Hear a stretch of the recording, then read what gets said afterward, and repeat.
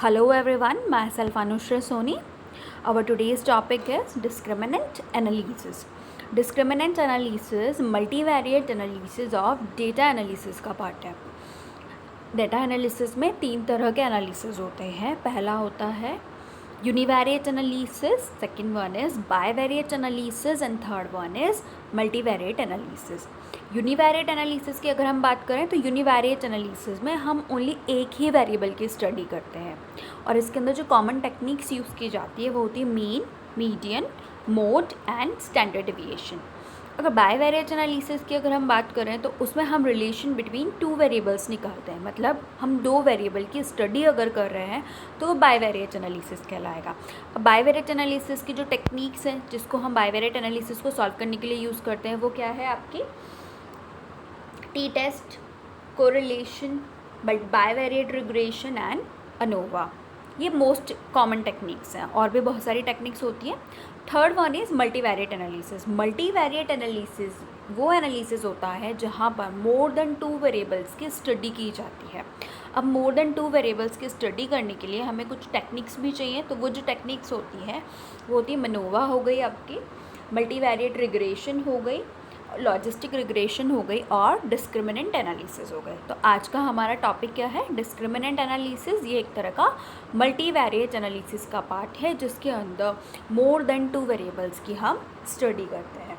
ये किस लिए काम में लिया जाता है? It is used to discriminate between 2 groups और मोर देन 2 ग्रुप्स. अगर 2 या 2 से ज़्यादा ग्रुप्स के बीच में अगर आपको डिस्क्रिमिनेटर बनाना है या डिस्क्रिमिनेट करना है उनको एक दूसरे से, तो हम क्या यूज़ करेंगे? डिस्क्रिमिनेंट एनालिसिस यूज़ करेंगे. डिस्क्रिमिनेंट एनालिसिस एक टेक्निक है जिसमें कि जो डिपेंडेंट वेरिएबल होता है वो कैटेगरिकल होता है और इंडिपेंडेंट वेरिएबल होता है वो इंटरवल होता है. अगर डिपेंडेंट वेरिएबल कैटेगरिकल है और इंडिपेंडेंट वेरिएबल इंटरवल है नेचर में तो हम कौन सा एनालिसिस यूज़ करेंगे? डिस्क्रिमिनेंट एनालिसिस यूज़ करेंगे. It is a technique to discriminate between 2 और more mutual exclusive and exhaustive groups on the basis of some explanatory variables. यहाँ पे हम क्या करते हैं? 2 और more than 2 mutually exclusive groups को डिस्क्रिमिनेट करने के लिए काम में लेते हैं. मतलब हमें ये पता लगाना है कि अगर जितने भी हमारे पास गिवन ग्रुप्स हैं वो एक ही ग्रुप से तो बिलोंग नहीं करते हैं.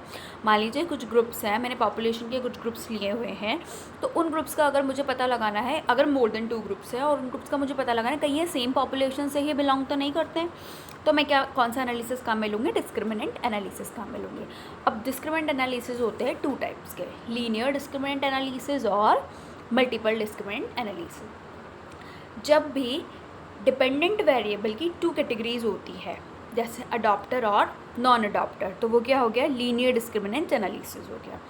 लेकिन जब 3 और मोर देन 3 कैटेगरीज इन्वॉल्व हो रही है डिपेंडेंट वेरिएबल की, तो वो क्या हो जाएगा? मेरा मल्टीपल डिस्क्रिमिनेंट एनालिसिस हो जाएगा. अब हमने अभी तक क्या पढ़ लिया है? हमने अनोवा पढ़ लिया है, रिग्रेशन पढ़ लिया और अब हम क्या पढ़ रहे हैं? डिस्क्रिमिनेंट पढ़ रहे हैं. तो ये तीनों एक तरह के एनालिसिस है. अनोवा मेरा क्या? अनोवा और रिग्रेशन क्या है? बायवेरिएट एनालिसिस है और डिस्क्रिमिनेंट क्या है मेरा? मल्टीवेरिएट एनालिसिस है. तो इनमें कुछ ना कुछ डिफरेंस होगा, तो वो डिफरेंस देखते हैं हम क्या होगा. नंबर ऑफ डिपेंडेंट वेरिएबल्स तीनों में कितने होंगे? 1 होंगे. मतलब डिपेंडेंट वेरिएबल तो ओनली 1 ही होगा और नंबर ऑफ इंडिपेंडेंट वेरिएबल्स हमारे मल्टीपल हो सकते हैं तीनों के अंदर, but dependent variable is only 1. अब nature of dependent variable ANOVA में मैट्रिक होगा, नेचर रिग्रेशन में भी मैट्रिक होगा, लेकिन डिस्क्रिमिनेंट में क्या होगा? कैटेगरिकल होगा. इंडिपेंडेंट वेरिएबल अनोवा में कैटेगरिकल होगा, रिग्रेशन में मैट्रिक होगा और डिस्क्रिमिनेंट में मैट्रिक होगा. तो यहाँ से हम डिफरेंसेस से देख सकते हैं कि discriminant is just opposite of ANOVA in case of nature of dependent and independent variable. Sorry. अब अजम्पशंस देख लेते हैं हम कि अजम्पशंस क्या क्या है. सैम्पल साइज़ जो होती है, इसमें सैम्पल साइज़ जो होती है उसका क्या होता है? रेशियो होता है. Sample size should be 5 times the number of independent variables. हमारे पास जितने भी इंडिपेंडेंट वेरिएबल्स प्रेजेंट होंगे उसका 5 टाइम्स हमारी सैम्पल साइज होगी. ठीक है. Normal distribution, independent variable normally distribute होना चाहिए.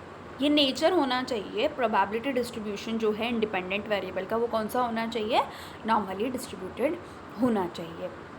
homogeneity of variance and covariance, all variables have linear and homoscedastic relations. अब होमोसोडास्टिक रिलेशंस क्या होता है एक बार मैं बता देती हूँ आपको कि इसमें एरर वैल्यू जो होती है सभी इंडिपेंडेंट वेरिएबल्स की वो इक्वल होती है अक्रॉस ऑल द वेरिएबल्स.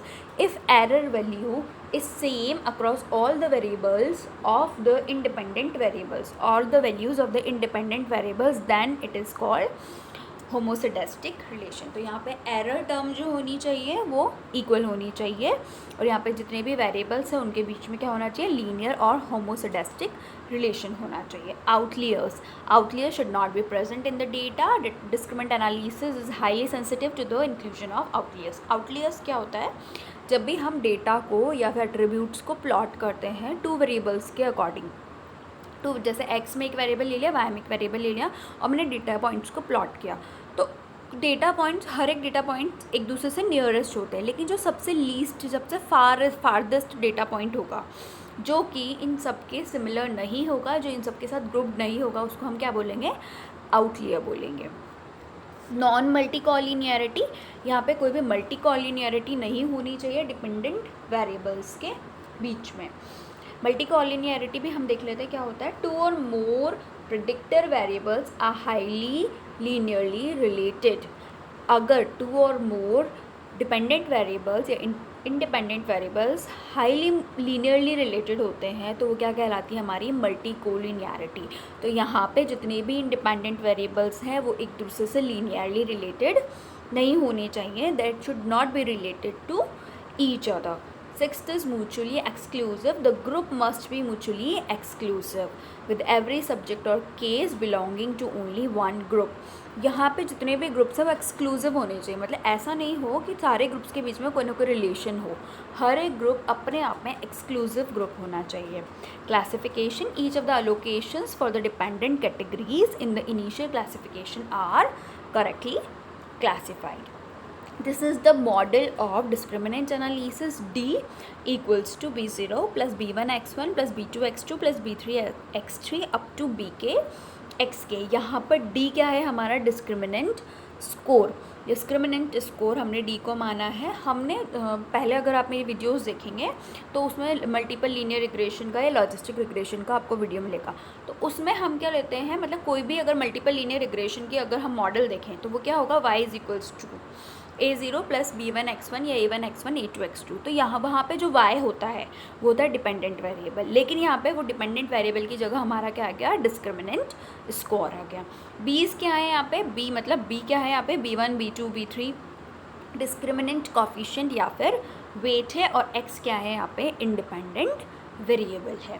जो यहाँ पे b है वो क्या है, वो क्या बताता है, जैसे B0 B1 B2 B3, तो ये बताता है कि जितने भी हमारे पास ग्रुप्स हैं वो क्या है, उनकी वैल्यूज़ जो है वो डिफरेंट है एक दूसरे से डिस्क्रिमिनेंट फंक्शन के अंदर. Discriminant analysis creates an equation which will minimize the possibility of misclassifying cases into their respective groups or categories. अब इसमें हाइपोथेसिस होंगे, तो इसके अंदर दो हाइपोथेसिस होते हैं. फर्स्ट हाइपोथेसिस ये बोलता है कि जो ग्रुप मीन्स होती है इंडिपेंडेंट वेरिएबल्स के सेट की, यानी ग्रुप मीन्स टू और मोर देन टू ग्रुप्स, जितने भी ग्रुप्स हैं वो जितने भी ग्रुप्स मीन्स हैं सबकी वो क्या होगी, इक्वल होगी. ये अगर ये हाइपोथेसिस हो जाता है, मतलब अगर सेटिस्फाई करती है कंडीशन, तो हम इस हाइपोथेसिस को एक्सेप्ट कर लेते हैं. लेकिन अगर कंडीशन सेटिस्फाई नहीं करती, हम इस हाइपोथेसिस को रिजेक्ट करके नेक्स्ट हाइपोथेसिस एक्सेप्ट करते हैं. वो क्या होता है कि ग्रुप मीन्स जो होगी टू और मोर देन जितने भी ग्रुप्स हैं उन सब की वो इक्वल नहीं होगी. अब यहाँ पे जो ग्रुप मीन्स होती है डिस्क्रिमिनेंट एनालिसिस में, ग्रुप मीन्स को हम क्या बोलते हैं, सेंट्रॉइड बोलते हैं. पहले जितनी भी हमने ग्रुप मीन्स निकाली उनको हम ग्रुप मीन ही बोलेंगे, लेकिन डिस्क्रिमिनेंट एनालिसिस में हम ग्रुप मीन्स को क्या बोलेंगे, सेंट्रॉइड बोलेंगे. अब statistics associated with discriminant analysis, कुछ स्टैटिस्टिक्स एसोसिएट होती है डिस्क्रिमिनेंट एनालिसिस के साथ, वो क्या होती है देख लेते हैं. Canonical relation,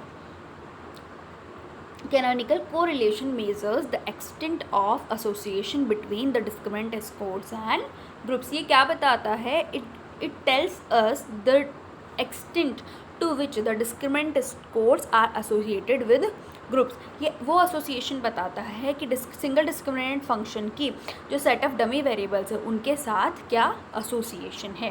canonical correlation is a multiple correlation between predictors and discriminant function. Discriminant function और प्रेडिक्टर्स के बीच में ये क्या है, एक मल्टीपल कोरिलेशन है। सेंट्रॉइड हमने अभी बात की कि क्या होती है, mean value for the discriminant score for a particular group.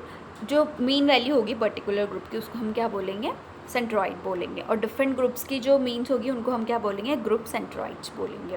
Classification matrix, इसको हम कभी कभी कन्फ्यूजन और प्रेडिक्शन मैट्रिक्स भी बोलते हैं। क्लासिफिकेशन मैट्रिक्स में क्या होता है, जितने भी करेक्टली क्लासिफाइड और मिसक्लासिफाइड केसेस होते हैं वो होते हैं।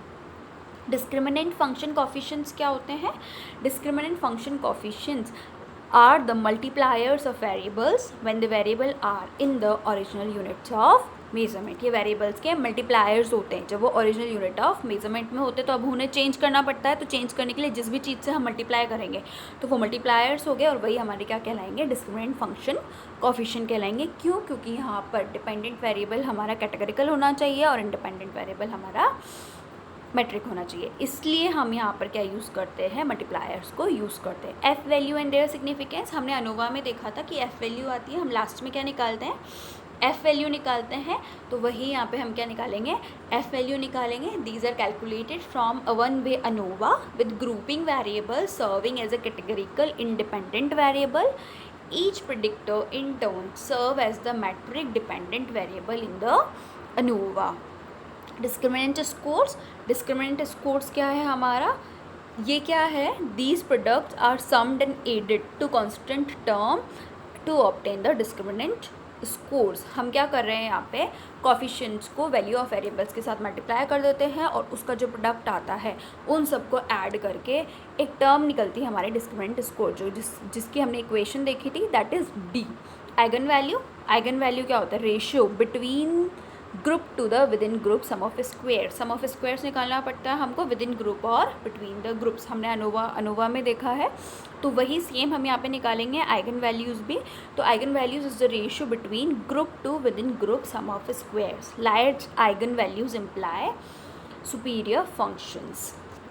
Pulled within group correlation matrix, तो ये क्या होती है, जब भी हम जो सेपरेट कोवेरियंस मैट्रिक्सेस होती हैं अलग अलग ग्रुप्स की, उन सब का अगर हम एवरेज कर देते हैं, मतलब कोवेरियंसेस मैट्रिक्स का अगर हम एवरेज कर दें, हर एक ग्रुप की कोवेरियंस मैट्रिक्स ले लें और उन सब का एवरेज कर दें, तो हमें क्या मिल जाएगी, pooled within group correlation matrix मिल जाएगी। स्टैंडर्डाइज्ड डिस्क्रिमिनेंट फंक्शन कोफिशिएंट्स, ये क्या होते हैं हमारे, कि जो भी कोफिशिएंट्स मल्टीप्लायर्स के जैसे यूज़ किए जाते हैं उनको हम क्या कहते हैं, स्टैंडर्डाइज्ड डिस्क्रिमिनेंट फंक्शन कोफिशिएंट। इन कोफिशिएंट्स को आप डिफरेंट नाम दे सकते हैं, पहले भी हमने देखा एक और नाम देते हैं, और यहाँ पे स्टैंडर्डाइज्ड डिस्क्रिमिनेंट फंक्शन कोफिशिएंट्स भी इनको बोल सकते हैं। स्ट्रक्चर कोरिलेशंस, ये एक हमारी इंपॉर्टेंट टर्म है, स्ट्रक्चर रिलेशंस कहलाता है डिस्क्रिमिनेंट लोडिंग।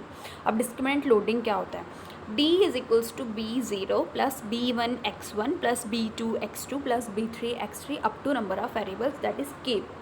तो B के x के, तो यहाँ पे जो B है B0 B1 ये डिस्क्रिमिनेंट लोडिंग कहलाएगा। जितना B ज़्यादा होगा आपका उतना ही स्ट्रॉन्ग रिलेशन होगा डिस्क्रिमिनेंट स्कोर और वेरिएबल के बीच में। जितना भी आपका कम होगा उतना ही कम एसोसिएशन होगा between the discriminant score and the variable, इसलिए हम इसको क्या बोलते हैं, डिस्क्रिमिनेंट लोडिंग बोलते हैं। ये क्या बताता है, सिंपल कोरिलेशन बताता है प्रेडिक्टर और डिस्क्रिमिनेंट फंक्शन के बीच में। प्रेडिक्टर यानी इंडिपेंडेंट वेरिएबल और डिस्क्रिमिनेंट फंक्शन के बीच में क्या बता रहा है, हमें कोरिलेशन बता रहा है। मान लीजिए 4x आ रहा है और 10x आ रहा है, 4x आ रहा है और 4x1 और 10x2 आ रहा है, तो लोडिंग किसकी ज़्यादा होगी, x2 की, तो x2 का ज़्यादा स्ट्रॉन्ग रिलेशन हो गया हमारे डिस्क्रिमिनेंट स्कोर D से।